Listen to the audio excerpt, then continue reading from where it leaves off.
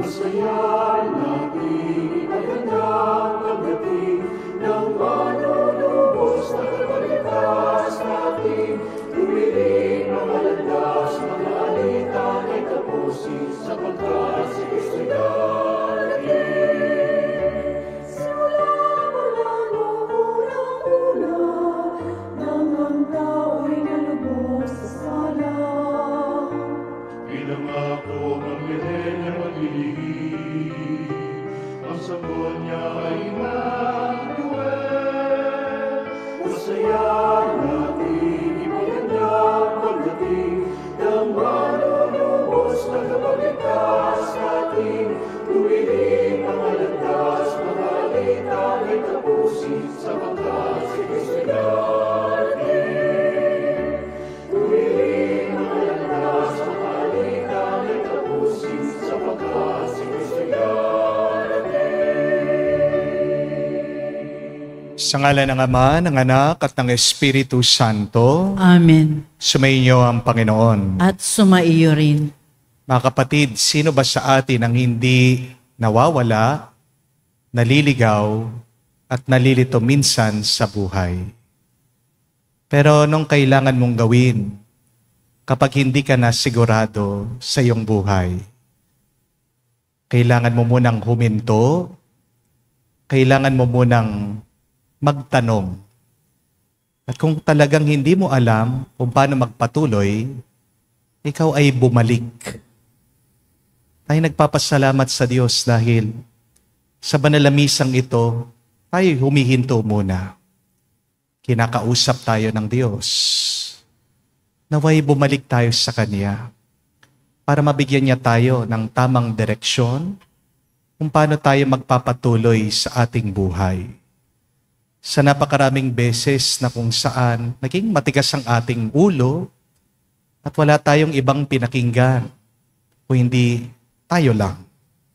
Kaya naman napasama tayo at hindi naging mabuti ang ating karanasan.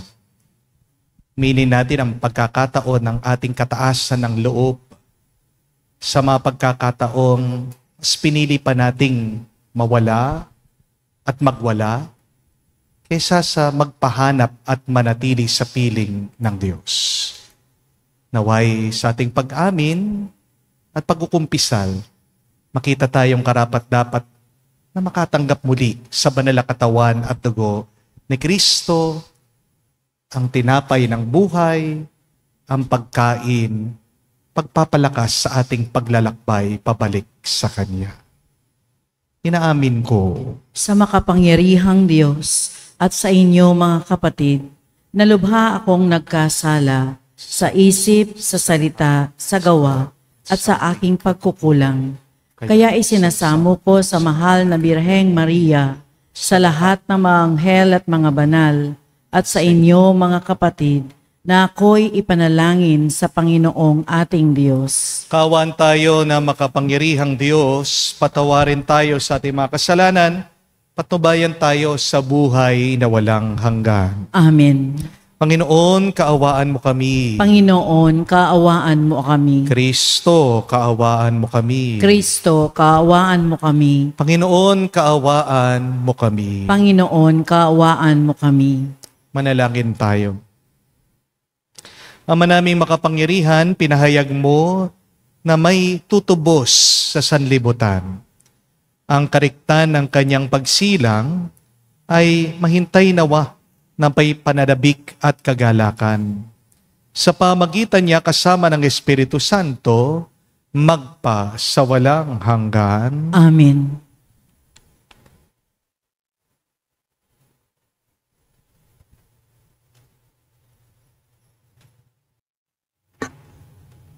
Pagbasa mula sa aklat ni Propeta Isayas.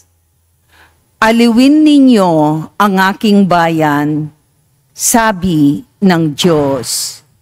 Aliwin ninyo sila. Inyong ibalita sa bayang Jerusalem na hinango ko na sila sa pagkaalipin, pagkat nagbayad na sila ng ibayo sa pagkakasalang ginawa sa akin.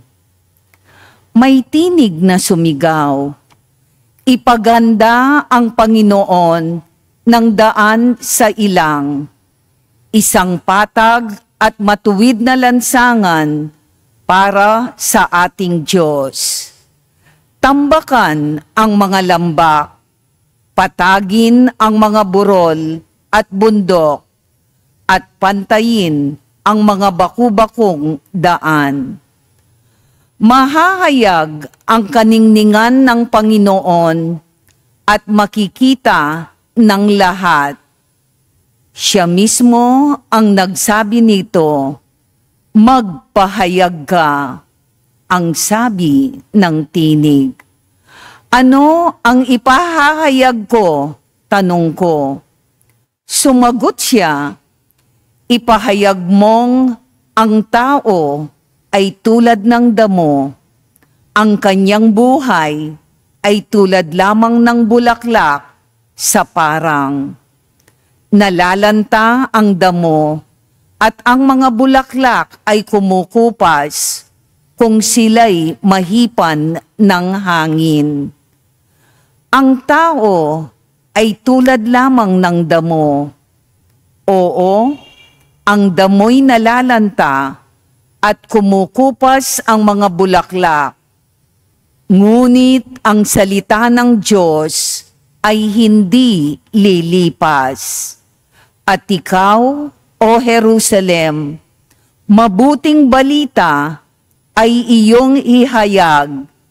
Ikaw, Sion, umakyat ka sa tuktok ng bundok.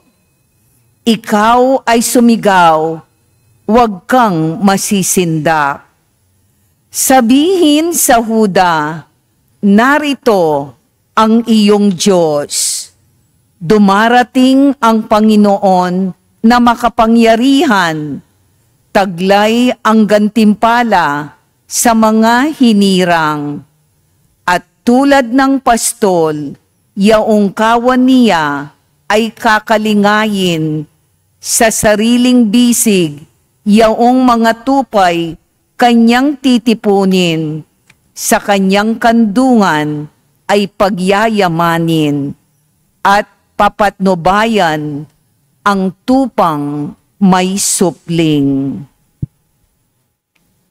Ang salita ng Diyos. Salamat sa Diyos.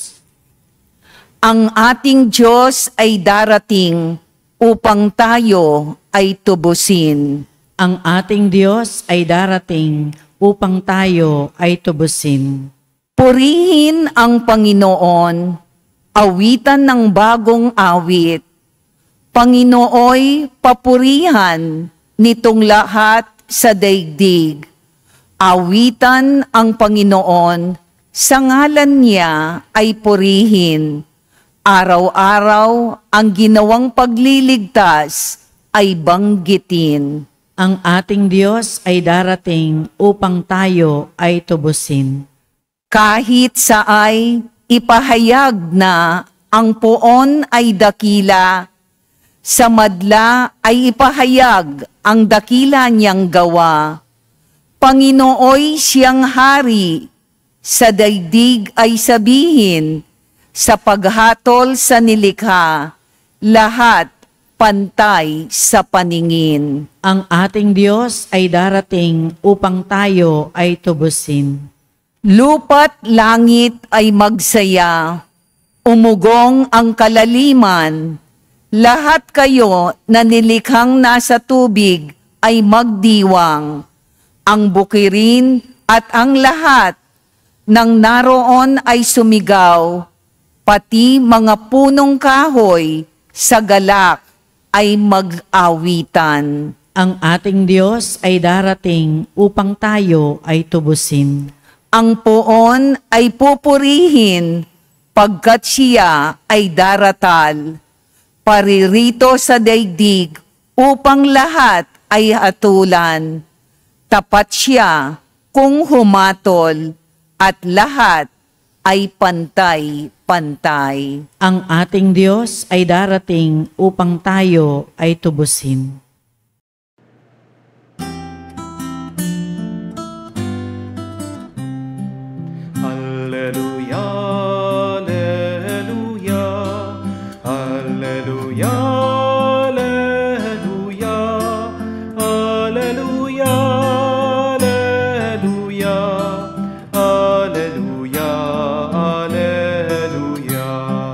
Alleluia, Alleluia, Alleluia, Alleluia.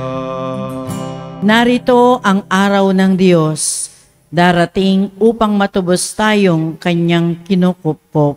Alleluia, Alleluia. Sumainyo ang Panginoon. At sumaiyo rin. Ang mabuting balita ng Panginoon ayon kay San Mateo. Papuri sa iyo, Panginoon.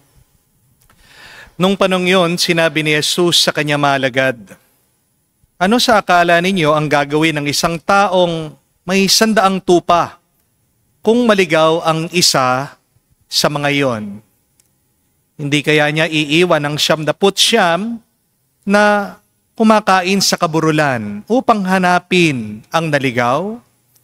Sinasabi ko sa inyo, kapag nasumpungan niya ito, higit niyang kinagagalak ang isang ito kaysa sa 99 na hindi naligaw. Ngayon din naman, hindi kalooban ng iyong amang nasa langit na mapahamak ang isa sa maliliit na ito. Mga kapatid, ang mabuting balita ng ating Panginoon. Pinupuri ka namin, Panginoong Heso Kristo. Magandang araw po muli sa inyong lahat. Magandang araw po, Father. Mga kapatid, di ko po alam kung napansin nyo ito. Kapag may kulang, wala tayong gana, hindi tayo masaya, hindi tayo payapa. Amen?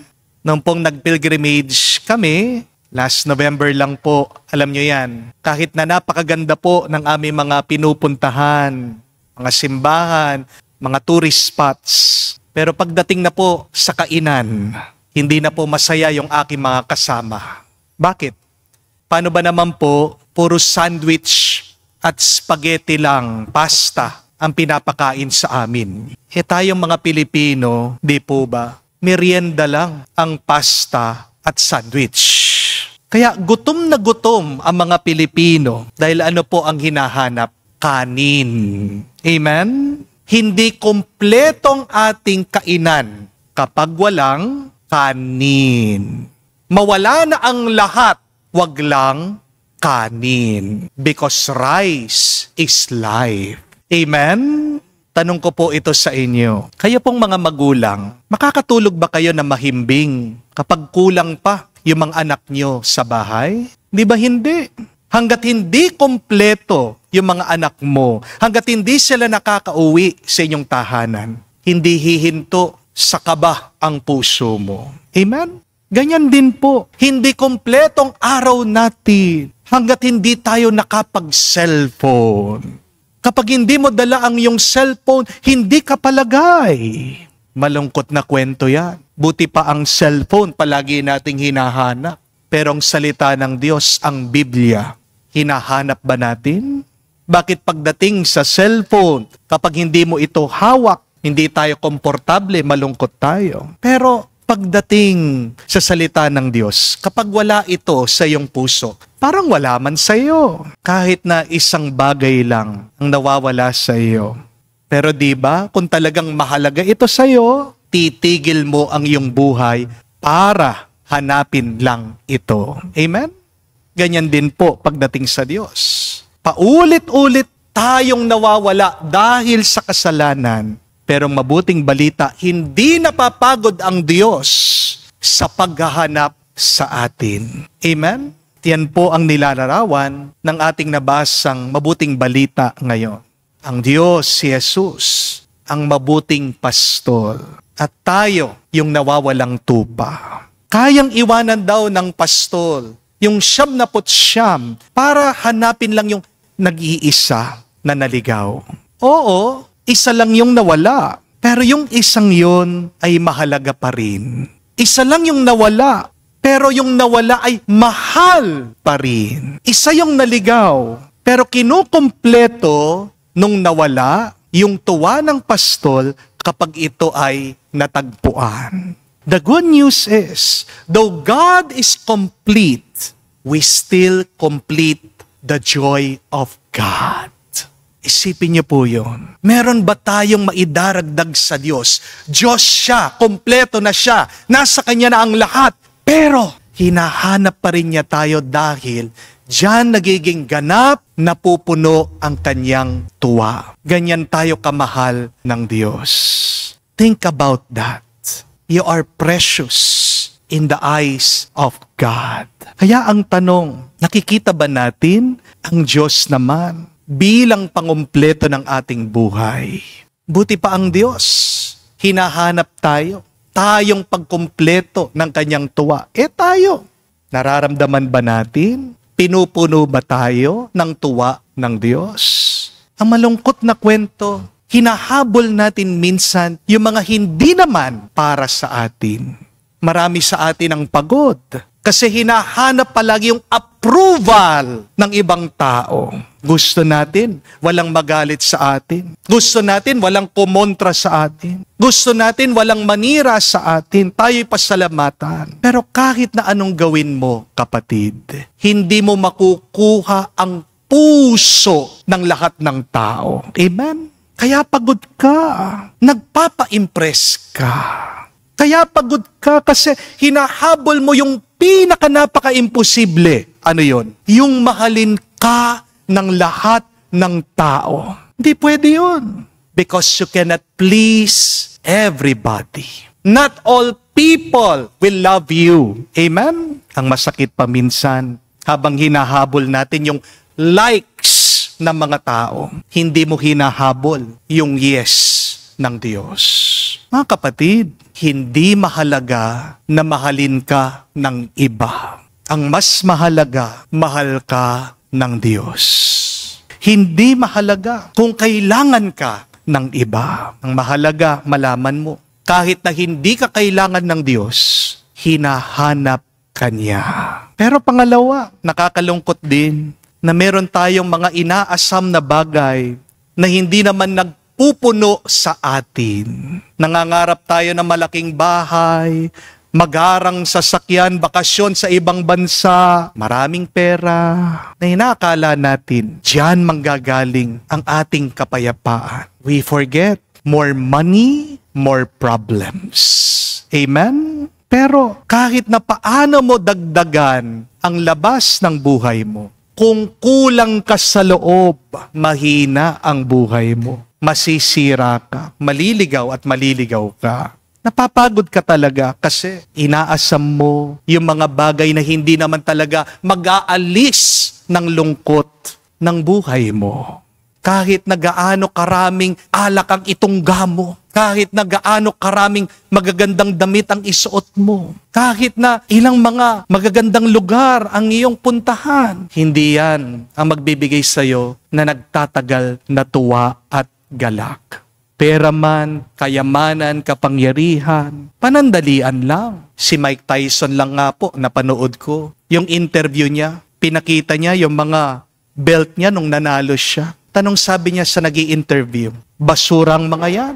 Maaaring nung ako'y nanalo, tuwang-tuwa ako, pero ngayon, wala na silang kahulugan sa akin. World champion na yan. Pero lumilipas ang tuwa at saya. Amen? Masakit tanggapin. Minsan, yung gusto nating comfort, nangunguna pa kesa sa ating conversion. Gusto mo magtagal ang tuwa sa iyong buhay? Magbalik loob ka sa Diyos. Amen? At pangatlo, kauli-hulihan, kaya tayo'y malungkot kasi hinahanap natin yung mga hindi naman dapat hanapin. Kapag broken-hearted ka o nasaktan ka ng ibang tao, naghahanap ka ng closure. Naghahanap tayo ng mga sagot, ng mga sariling paliwanag. Kahit na alam natin hindi natin makukuha ito. Hinahanap natin ang sagot, bakit ako kaya sinaktan? Wala naman akong ginagawa sa kanila. Bakit nila ako pinahihirapan? Hinahanap mo ang sagot sa tanong, paano kaya ako babangon? Paano kaya ako makakabawi? Paano kaya ako makakabayad sa mga utang? Hinahanap din natin yung mga taong matagal nang bumitaw. Hindi natin matanggap ang katotohanan na kung ayaw ka, ayaw ka. Di po ba? Kaya nasasaktan ka eh. Dahil pinipilit mo ang iyong sarili dun sa taong ayaw ka. Amen? Bakit hindi ka pumunta doon sa taong gusto ka? Sinong may gusto sa atin? Di lang tayo gusto, mahal na mahal tayo. Walang iba kung hindi ang Diyos. Pabalik-balik tayo sa mga taong sinasaktan tayo. Pero nakakalimutan natin ang Diyos na hindi nang iiwan sa atin na nandyan, hindi siya umaalis. Kapatid, hindi man tayo kailangan lumayo. Nasa tabi natin ang inaasam ng ating mga puso. Tanging Diyos lang ang magpupuno sa iyo. Tanging Diyos lang ang magbibigay sa iyo ng tuwa at kapayapaan. Amen? Kaya sa banal na misang ito, pasalamat po tayo sa mabuting pastor na walang sawang naghahanap sa atin kahit na napakatigas ng ulo nating nawawala sa kasalanan. Pagdasal natin, Hari nawa, magsawa na tayo sa pagkaligaw sa ating mga kasalanan at tuluyan ng magpahanap sa ating butihing Diyos, ang ating mabuting pastor dahil siya ang ating buhay, liwanag at ligaya ngayon at magpa sa walang hanggan. Amen. Tumayo po tayo. Ang Panginoon ang ating pastol na nakakakilala sa bawat isa sa atin. Ialay natin ang ating mga panalangin sa Diyos na may pagtitiwala sa Kanyang pag-ibig para sa atin. Ating sabihin, Panginoon, dinggin mo kami. Panginoon, dinggin mo kami. Ang simbahan naway maging isang buhay na tanda ng tunay na malasakit at lubos na pangangalaga para sa mga itinakwil ng ating lipunan. Manalangin tayo sa Panginoon. Panginoon, dinggin mo kami. Ang mga nalihis sa landas ng kabutihan, naway marinig ang tinig ni Kristo, ang mabuting pastol, na tumatawag sa kanila upang magbalik sa Kanya. Manalangin tayo sa Panginoon. Panginoon, dinggin mo kami. Ang mga kabataan, naway marinig ang tinig ng ating Panginoon na tumatawag sa kanila para sa pagbabagong loob at pagtatalaga ng buhay para maglingkod. Manalangin tayo sa Panginoon. Panginoon, dinggin mo kami. Sa katahimikan po ng ating puso, sabihin natin ngayon sa Diyos ang ating mga personal na pangangailangan.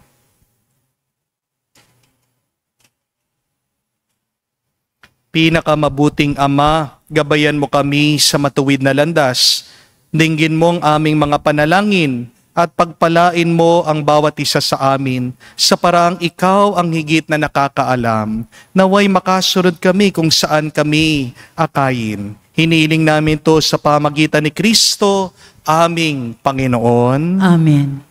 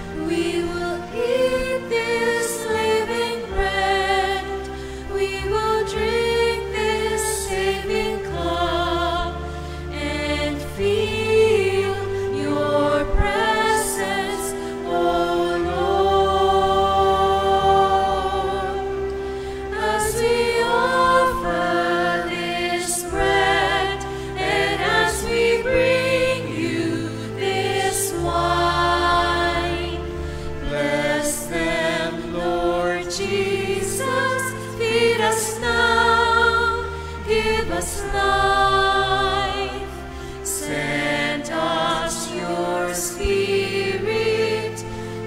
source of our lives, and together we will serve you with love.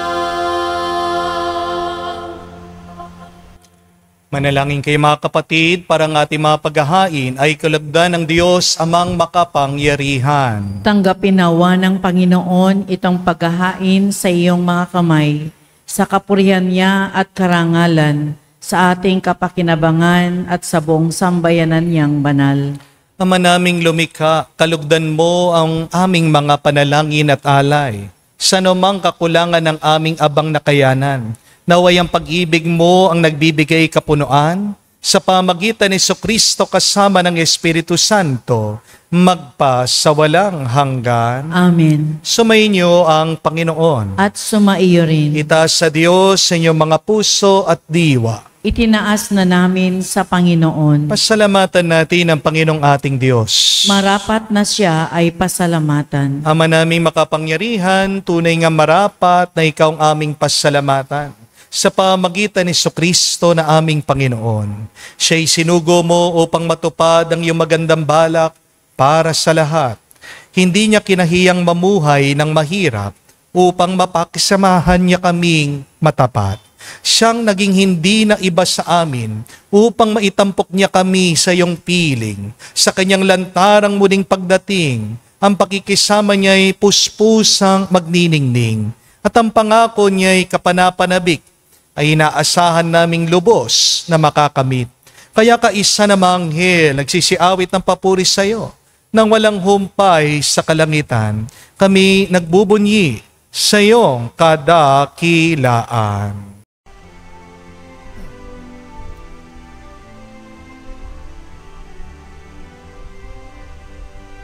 Santo, Santo, Santo, Panginoong Diyos ng mga hukbo, napupuno ang langit at lupa ng kadakilaan mo. Hosana, Hosana, sa kaitaasan, pinagpala ang naparirito sa ngalan ng Panginoon. Hosana, Hosana, sa kaitaasan. Hosana, Hosana, sa kaitaasan. Ama naming banal, ikaw ang bukal ng tanang kabanalan. Kaya't sa pamagitan ng iyong Espiritu, gawin mong banal ang mga kaloob na ito, upang para sa amin, maging katawan at dugo ng aming Panginoong Heso Kristo. Bago niya pinagtiis ang kusang loob na maging handog, hinawakan niyang tinapay, pinasalamatan kanya, pinaghati-hati niya iyon, inabot sa kanya malagad at sinabi, tanggapin ninyong lahat ito at kanin, itong aking katawan, na ihahandog para sa inyo.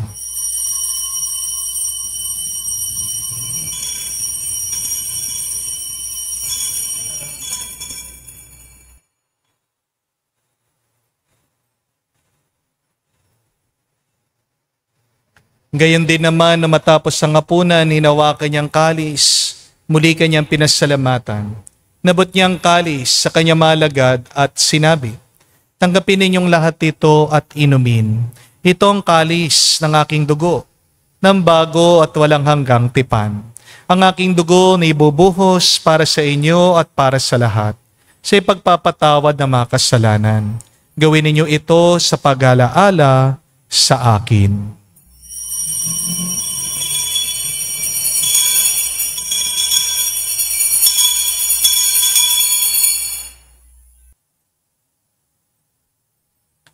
Ang misteryo ng pananampalataya. Aming ipinahayag na namatay ang iyong anak, nabuhay bilang Mesiyas at magbabalik sa wakas para mahayag Ama, ginagawa namin ngayon ang pag-alaala sa pagkamatay at muling pagkabuhay ng iyong anak. Kaya tinialay namin sa iyong tinapay nagbibigay buhay at ang kalis na nagkakalob ng kaligtasan. Kami nagpapasalamat dahil kami iyong minarapat na tumayo sa harap mo para maglingkod sa iyo. Sinasamo namin kami magsalo-salo sa katawan at tugon ni Kristo ay mabuklod sa pagkakaisa sa pamagitan ng Espiritu Santo. Ama, lingapin mong iyong simbahan, laganap sa buong daigdig. Puspusin mo kami sa pag-ibig. Kaisa ni Leon, ang aming Santo Papa, si Florentino, aming Arsobispo, ng Tanang Kaparian. Alalahanin mo rin ang aming mga kapatid na nahimlay may pag-asang sila'y muling mabubuhay. Ngayon din naman lahat ng mga pumanaw. Kaawaan mo't sila't patuloyin sa iyong kaliwanagan. Kaawaan mo at pagindapatin kaming lahat, makasalo sa iyong buhay na walang wakas. Kaisa na mahal na Birhen Maria, Ina ng Diyos. Kaisa ni San Jose ang kanyang malwalhating esposo. Kaisa na mga apostol, lahat ng mga banal, si San Juan Diego, ang santo aming inaalala ngayong araw, na namuhay dito sa daigdig na kalugod-lugod sa iyo. May pagdiwang nawa namin ang pagpupuri sa ikararangal mo sa pamagitan ng iyong anak, aming Panginoong Hesukristo. Sa pamamagitan ni Kristo, kasama niya at sa Kanya, ang lahat ng parangal at papuri ay sa iyo, Diyos Ama, makapangyarihan, kasama na Espiritu Santo, magpasawalang hanggan. Amen, amen, amen. Sa nakagaling na utos sa turo ni Jesus sa Panginoon natin at Diyos, ipahayag natin ang lakas, loob.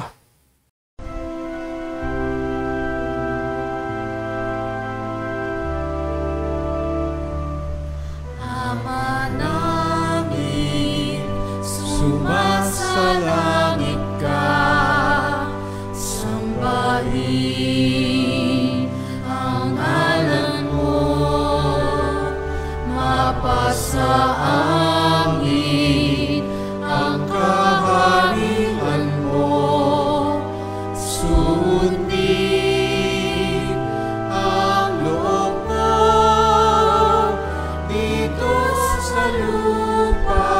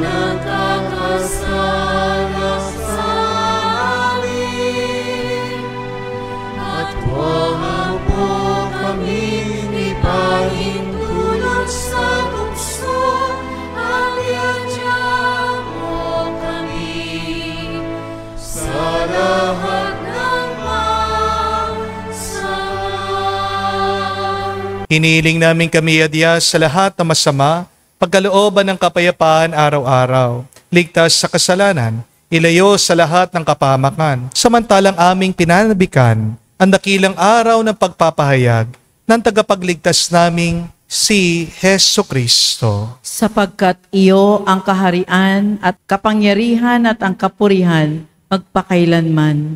Amen. Panginoong Hesukristo, sinabi mo sa mga apostol, kapayapaan ang iniiwan ko sa inyo. Ang aking kapayapaan binibigay ko sa inyo. Tunghayan mo ang aming pananampalataya at huwag ang aming pagkakasala. Pagkalooban mo kami ng kapayapaan at pagkakaisa ayon sa iyong kalooban. Kasama ng Espiritu Santo, magpa sa walang hanggan. Amen. Kapayapaan ng Panginoon ay laging sumainyo. At sumaiyo rin. Magbigayan po tayo ng kapayapaan sa bawat isa. Peace with you po. Kapayapaan po sa inyong lahat.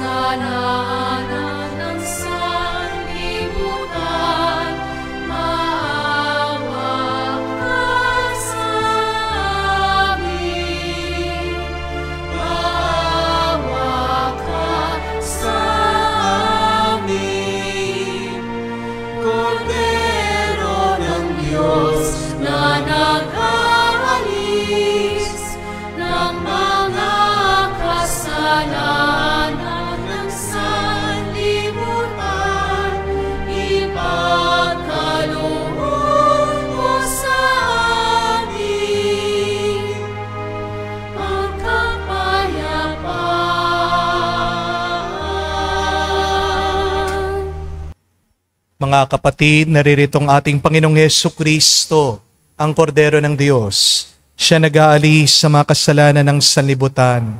Mapalad tayong lumalapit sa piging ng Kordero. Panginoon, hindi ako karapat-dapat na magpatuloy sa iyo, ngunit sa isang salita mo lamang ay gagaling na ako.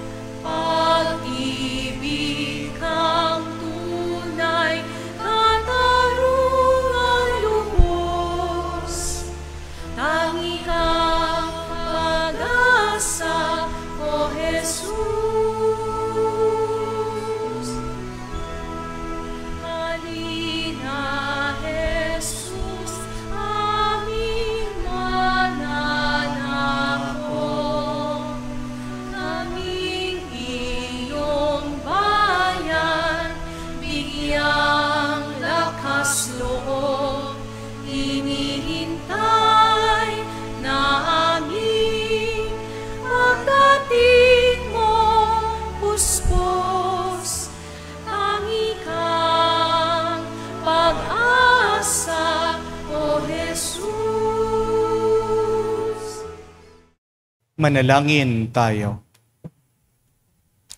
Ama naming mapagmahal, kaming pinapakinabangan mo sa iyong banal na salo-salo, ay turuan mong kumilala sa layunin ng iyong mga nilikhang bagay na dapat naming gamitin, upang kami ay sumapit sa iyong piling sa pamagitan ni Jesucristo kasama ng Espiritu Santo, magpa sa walang hanggan. Amen.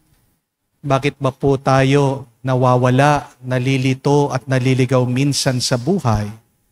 Una, baka meron tayong hinahabol na hindi naman para sa atin. Pangalawa, baka meron kang hinahanap na hindi mo namang kailangan. Pero pangatlo, baka meron kang inaasam na hindi naman talaga magpapasaya sa iyo. Mga kapatid, wala tayong ibang kailangan hanapin kung hindi ang Diyos.